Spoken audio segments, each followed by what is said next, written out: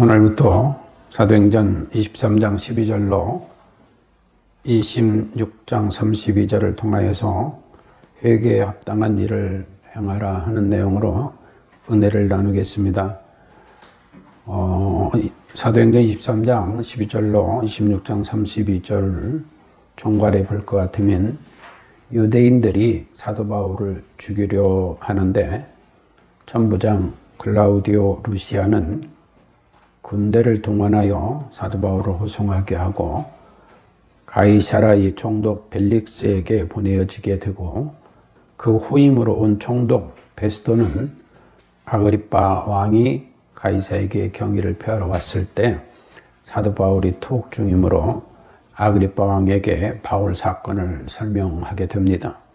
그리고 이튿날 사도 바울은 총독 베스도 아그리빠 왕 그 아내 베르니게 앞에서 자신을 변호하게 되고 자신은 물론 그들 모두에게도 무죄함을 증언하는 내용이 23장 12절로 26장 32절까지 내용입니다.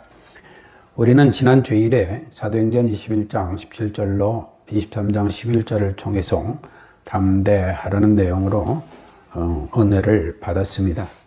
이제 오늘부터는 회개에 합당한 일을 행하라는 말씀으로 주님의 뜻을 이루소서 하는 마음으로 은혜를 받아 누리도록 하겠습니다. 회개에 합당한 믿음의 용기는 모두가 하나님의 은혜에서 나옵니다. 본문 사도행전 23장 12절로 35절에서도 사도 바울을 지키시고 보호하시고 인도하시는 은혜가 증거되고 있습니다.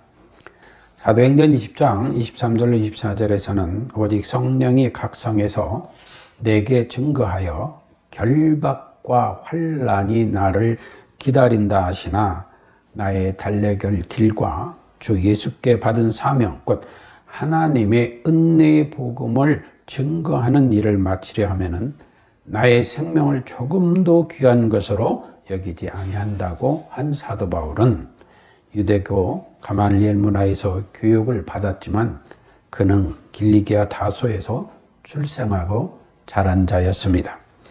다소는 지금의 터키, 또다시 이름이 바뀌어 튀르키예 이렇게 쓰여지고 있습니다만 그 터키 남동부에 위치한 도시로 당시에는 로마 제국의 식민지였습니다. 여러분, 사람들이 왜 이민을 간다고 생각하십니까? 아마도 대부분 더 나은 꿈을 이루기 위하여 이민을 가기도 하죠. 아브라함 가족도 우르에서 이민을 떠나게 된 것이 유대민족의 시작이라 할 수 있습니다. 그런데 아브라함이 하나님의 지시를 받은 본토 친척 아비 집을 떠나 내가 내게 지시할 땅으로 가라 하신 말씀을 따라 하란을 떠날 때에 그의 나이 75세라 했습니다. 아버지 데라가 205세로 죽었을 때까지 갈대우르를 떠나 하란에서 살았습니다. 그러나 스데반은 우리 조상 아브라함이 하란에 있기 전에 메소포타미아에 있을 때에 영광의 하나님이 그에게 보여 가라사대 내 고향 친척을 떠나 내가 내게 보일 땅으로 가라 하셨다고 사도행전 7장 2절로 3절에서 말하였습니다. 이때의 메소포타미아는 갈대아의 우르에 있을 때를 말하는 것으로 알고 우리는 아브라함이 갈대아 우르에서 하나님의 언약을 받고 떠났다고 말을 하기도 합니다. 우르는 지금의 이라크 땅입니다. 하란은 지금의 터키, 튀르키예 땅입니다. 그러므로 하나님께서는 성경을 통해 이란인이거든, 이라크인이든, 튀르키예인이든, 유대인이든, 팔레스틴인이든 모든 사람들이 더불어 함께 살아야 한다는 것을 제시하고 있습니다. 우리 주 예수 그리스도께서도 유대인, 사마리아인, 로마인, 이방인, 특히 신분상 등을 떠나 그리스도 안에서는 모두가 한 형제요, 가족이라고 하셨습니다. 그런데 가장 어려운 문제가 종교 문제입니다. 오늘 본문에서도 유대인들이 사도 바울을 죽이려 하는 것은 종교 문제 때문입니다. 본문 사도행전 23장 12절로 15절에 날이 새매 유대인들이 당을 지어 맹세하되 바울을 죽이기 전에는 먹지도 아니하고 마시지도 아니하겠다 하고 이같이 동맹한 자가 40여 명이라고 했습니다. 여기에 대제사장 등 물론 공의원들까지 다 동조하게 되지요. 사도 바울은 이미 히브리 언어로 백성들 앞에서 또 공의 앞에서 변호한 일이 있었습니다. 그럼에도 불구하고 이 40여 명이 매복했다가 사도 바울을 죽이려고 천부장에게 말하여서 우리 공회로 불러내라. 그럼 오는 과정에 우리가 그를 죽이겠다. 이런 생각을 가지게 됩니다. 그런데 말입니다. 그들의 이러한 악행은 항상 하나님을 앞세워요. 율법을 앞세워요. 성도 여러분, 하나님이 그런 하나님이라고 생각하십니까? 아니죠. 하나님은 살인자가 아닙니다. 그런데 인간들이 자신들의 욕망으로 인하여 하나님을 살인자로 만들고 있어요. 그러나 저 유대 열성분자들, 장로들, 사내들인 공의원 등은 하나님과 율법을 왜곡하면서까지 사도 바울을 죽이려고 합니다. 유대인의 이러한 악함 등에 대하여 말라기 선지자는 이미 말씀한 바 있습니다. 말라기 2장 17절에 보면 너희가 말로 여호와를 괴로우시게 하고도 이르기를 우리가 어떻게 여호와를 괴로우시게 하였나 하는도다. 그러니까 그들은 하나님의 이름을 팔아 하나님을 욕되게 하고도 그 죄된 걸 모른다는 거예요. 이는 너희가 말하기를 모든 행악하는 자는 여호와의 눈에 선이 보이며 그에게 기쁨이 된다 하며 말하기를 공의의 하나님이 어디 계시냐 하면이란 게 하나님을 앞세우고 율법을 앞세우지만 너에게 하나님 없잖아. 오히려 하나님을 모독하고 욕되게 하잖아. 공의의 하나님이 어디 있느냐 하고 있잖아. 말라기 선지자가 이미 말씀한 바 있습니다. 그들은 예수님을 죽일 때에도 백성이 다 대답하여 가로되 그 피를 우리와 우리 자손에게 돌릴지어다. 마태복음 27장 29절 기록해요. 그렇게까지 하면서 그렇게까지 하나님을 모독하면서도 예수님을 죽였어요. 이때도 그들은 하나님과 율법을 앞세웠어요. 그러므로 하나님께서는 반드시 그들의 죄과 썰 모르시고 치르게 하시기 위하여 주 예수 그리스도께서 심판주로 오시겠다고 언약하신 것입니다. 그러므로 우리는 주 예수 그리스도께서 대적자들을 심판하시는 날 그 재림을 갈망하며 살아가는 줄로 믿습니다. 그러면 어떤 믿음으로 우리가 살아야 할까요? 예수님께서 말씀하셨습니다. 마태복음 16장 25절로 26절에 누구든지 제 목숨을 구원코자 하면 잃을 것이요 누군지 나를 위하여 제 목숨을 잃으면 찾으리라. 사람이 만일 온 천하를 얻고도 제 목숨을 잃으면 무엇이 유익하리요? 사람이 무엇을 주고 제 목숨을 바꾸겠느냐 하셨습니다. 여기서 저는 제 목숨이란 이야기를 단순히 우리가 수명을 다하고 이 세상 이별한 그날 그 목숨만을 얘기하는 것이 아니라 여기서 목숨은 영원한 지옥 형벌까지도 포함하고 있다는 것으로 생각되어집니다. 따라서 주 예수 그리스도의 재림을 갈망하는 우리도 믿음의 용기가 필요합니다. 성경에는 악인들이 많이 거명되고 있지만 하나님께서 뜻을 이루시는데 선한 목적으로 쓰임받은 자들 중에 오늘 본문에 기록된 사도 바울의 생질 같은 이도 있습니다. 우리는 평소 이 사도 바울의 생질에 관심을 두지 않았는데 제가 말씀을 준비하면서 곰곰이 생각하면 나라면 어찌했을까 하는 생각을 하다 보니 이 생질이 주목되더라고요. 이 생질을 얘기하고 있다는 건 생질은 누가입니까? 누나의 아들이잖아요. 이게 사도 바울에게 누나가 있었다는 거예요. 그런데 이 누나가 있었다는 것이 중요한 게 아니라 사도 바울의 생질이 그 믿음의 용기를 우리에게 보여주고 있다는 것입니다. 살기 등등한 유대인들에게 목격되면 그도 역시 죽임을 당할 수밖에 없음에도 불구하고 사도 바울에게 닥쳐오는 위험을 막기 위하여 용기를 내서 사도 바울을 찾아갑니다. 자금에도 우리가 검찰이나 경찰 등의 수사를 받을 때 명망 있는 사람들, 힘께나 쓴다는 사람들, 이름께나 있다는 사람들, 이런 사람들도 자기가 살기 위해서 이중하는 세상 아닙니까? 이중이 많잖아요. 그러면 사도 바울 당신은 지금보다 위협이 덜했을까요?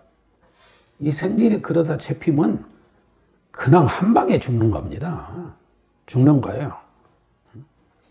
오히려 그때가 더 박해와 위협이 지금보다 더 심했을 것입니다. 그러나 하나님께서는 하나님의 뜻을 이루기 위하여 생질에게 믿음의 용기를 내도록 은혜를 주셨고 그가 전한 사내들인 공회와 유대인들이 협잡하여 매복했다가 사도 바울을 죽이려는 괴계를 영문에 들어가 바울에게 전하였다고 16절은 기록합니다. 이 영문이 어디입니까? 로마의 군 부대 영내입니다. 그러니까 그걸 생각해 보세요. 이때 36년의 피압박 속에 있을 때 일본 군대 부대 내에 들어가서 거기에 감옥에 있는 사도 바울에게 유대인들이 사도 바울을 죽이려고 한다는 그 소식을 전해주었다는 거예요. 여러분 상상이나 할 수 있는 일이에요. 이러한 믿음의 행위는 하나님의 은혜가 아니고는 행할 수 없는 용기입니다. 저는 그렇게 생각합니다. 생길로부터 이 소식을 전해들은 사도 바울은 백부장에게 부탁해서 우리 생질을 천부장에게 인도해서 천부장에게 이 소식을 전하게 해달라 부탁을 하게 됩니다. 그래서 이 생질이 천부장 앞에 가서 자세한 내용을 소개하고 들은 거예요. 그러니까 설명하는 거예요. 공의 앞으로 사도 바울을 인도하겠다고 요청을 하면 그리 하지 못하게 하소서. 왜? 그렇게 하면은 공에 오는 과정에 40여 명의 열성분자들이 매복했다가 사도 바울을 죽일 겁니다. 그걸 얘기한 거예요. 그런데 천부장 글라우디오 루시아는 유대인들이 죽이려는 사도 바울을 그 소식을 듣고 지켜주게 됩니다. 그리고 가이사라까지 보내는데 군대를 동원해서 보내게 됩니다. 그 군대 수가 얼마냐? 보병 200명, 마병 70명, 또 창을 쓰는 창군이 200명. 그럼 몇 명이에요? 470명이에요. 470명. 로마의 군인, 마병, 보병, 창군들 동원해서 470명이 사도 바울 하나를 죽이지 못하고 가이사라까지 안전하게 갈 수 있도록 하기 위하여서 군대를 동원하는 거예요. 그래서 총독 벨리스에게로 가는데 이때 편지도 써서 보내게 됩니다. 지금으로 말하면 보고서리. 이러이러 내가 조사를 해보고 다 청취한 바 사도 바울이 죄가 없는데 이들이 지금 사도 바울이라는 사람을 죽이려고 하니 그래서 이런 내용을 벨리스 총독께서 잘 파악을 하고 처분을 해주기 바랍니다 하는 문서를 작성해서 함께 보낸 거예요. 그것이 25절로 30절 내용이에요. 그래가지고 가이사라에 갔을 때 이제 벨리스 총독은 헤롯궁 안에다가 사도 바울을 유치하고 보호하게 됩니다. 이게 31절로 35절 내용이에요. 그 보고서 곧 공문의 내용을 29절로 30절에 있는데 잠깐 보면은 송사하는 것이 저희 율법 문제에 관한 것 뿐이요. 지금 뭘 얘기하는 거예요? 저들이 하나님을 내세우고 율법을 내세워서 사도 바울을 죽이려고 하는 것이다 라는 얘기를 하는 거예요. 한 가지도 죽이거나 결박할 사건이 없음을 발견했습니다. 내가 천부장님 자신이 볼 때는 사도 바울이 하등에 결박당하고 죽임당할 이유가 없다고 봅니다. 이렇게 쓰는 거예요. 그러나 이 사람을 헤아리는 관계가 있다고, 그러니까 함에도 불구하고 그들은 사도 바울을 죽이려고 관계를 부리고 있습니다. 근데 누가 그 생질이 내게 알게 하기로 곧 당신께로 보내며 이것도 정당하게 하기 위하여서 저들을 송사하는 사람들도 당신 앞에서 그를 대하여 말하라 하였나이다. 사도 바울이 죄가 없는데 이들이 관계를 써서 사도 바울을 죽이려 하는데 또 내가 일방적으로 처분을 하게 되면은 항의가 있을 수도 있고 하니까 너희들 그러면 총독 앞에서 와서 얘기해라 라고 말을 했습니다 라는 얘기예요. 이 보고를 받은 벨리스 총독은 35절에 보면 너를 송사하는 사람들이 오거든 내 말을 들으리라 하고 헤롯궁에 그를 지키라 명하여 그 누구도 해치 못하도록 지키게 하였다는 것입니다. 다시 말하면 사도 바울 내가 헤롯궁에 유치되는데 너를 송사한 그 유대인들이 와서 얘기하면은 그 얘기를 듣고 처분을 내릴 것이니 그때까지 여기에 있으라. 그래가지고 그 누구도 사도 바울을 해치 못하도록 총독이 지키게 되는 거예요. 이제 산헤드린 공의원 등 유대인들은 하나님의 선민임을 항상 주장하면서 율법을 말하지만 말라기 선지자가 말한 대로 그들은 살인자들일 뿐입니다. 이런 자들을 향하여 예수께서는 뭐라고 말씀하셨느냐? 마태복음 23장에 이 외식하는 자들아 라고 하셨어요. 이 외식하는 자들이라고. 현 시대에도 주 예수 그리스도의 이름을 욕되게 하고 거짓으로 배우리를 채우기 위한 대적자들은 늘어만 갑니다.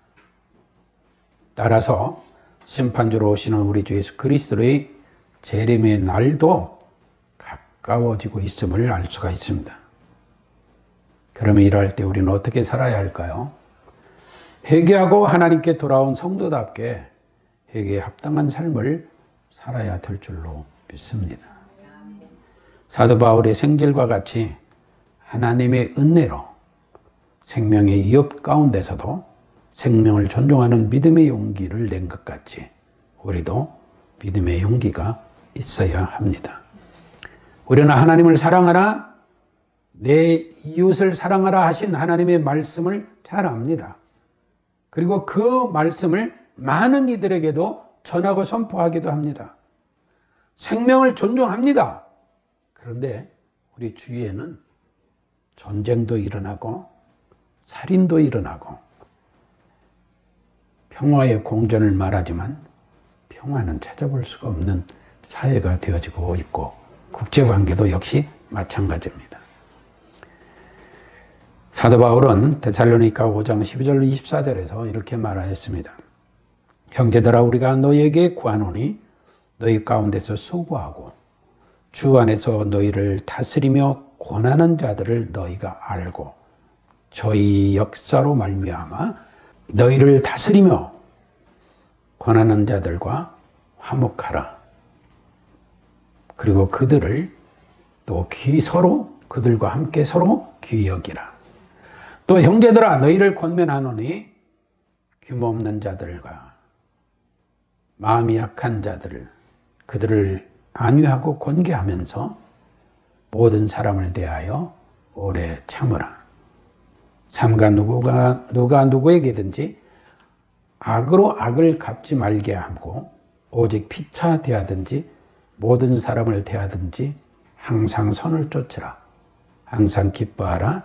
쉬지 말고 기도하라. 범사에 감사하라. 이는 그리스도 예수 안에서 너희를 향하신 하나님의 뜻이니라 했습니다. 그런데 우리는 어떤 사람이 나한테 피해를 줬다 하면은 이루 말할 수 없는 악을 행하며 그걸 갚는 것이 정당하다고 말하고 있고, 그런 일들이 우리 주변에서 수없이 일어나고 있습니다. 그런데 우리 예수님은 그리하지 않으셨습니다. 이 뜻을 따른 사도 바울도 그리하지 아니하면서 말하고 있습니다. 악을 악으로 갚지 말고 항상 선을 쫓고 항상 기뻐하고 쉬지 말고 기도하고 범사에 감사하라. 어떤 고난이 와도 고통이 와도 기뻐하고 그걸 극복하고 이기기 위하여 쉬지 말고 기도하고 모든 일은 하나님의 은혜로 이루어진다 생각하고 감사하라. 이것이 주 예수 그리스도 안에 있는 하나님의 뜻이다. 그런데 뭡니까? 유대인들은 하나님의 뜻과 율법을 내세워 사도 바울을 그렇게 죽이려고 괴계를 피고 난리를 피는 거예요. 이건 사도 바울은 이어 말합니다. 너희 영과 혼과 몸이 우리 주 예수 그리스도 강림하실 때 흠없게 보존되기를 원하노라. 왜? 너희를 부르신 이는 미쁘시니 그가 또한 이루시리라. 우리 힘으로 하는 것이 아니라 하나님의 은혜로 하나님께서 그렇게 이루실 것이다 하는 것입니다. 따라서 사랑하는 성도 여러분, 우리는 예수 그리스도의 언약을 굳게 믿어야 될 줄로 믿습니다. 요한복음 14장 15절로 16절은 이렇게 기록합니다. 너희가 나를 사랑하면 나의 계명을 지키리라. 내가 아버지께 구하겠으니 그가 또 다른 보혜사를 너희에게 주사 영원토록 너희와 함께 있게 하시리니 저는 진리의 영이라. 세상은 능히 저를 받지 못하나니 이는 저를 보지도 못하고 알지도 못함이라. 그러나 너희는 저를 아나니 저는 너희와 함께 거하시며 또 너희 속에 계시겠습니다. 내가 너희를 고와 같이 버려두지 아니하고 너희에게로 오리라. 우리 안에 내주에 계시겠다는 거예요.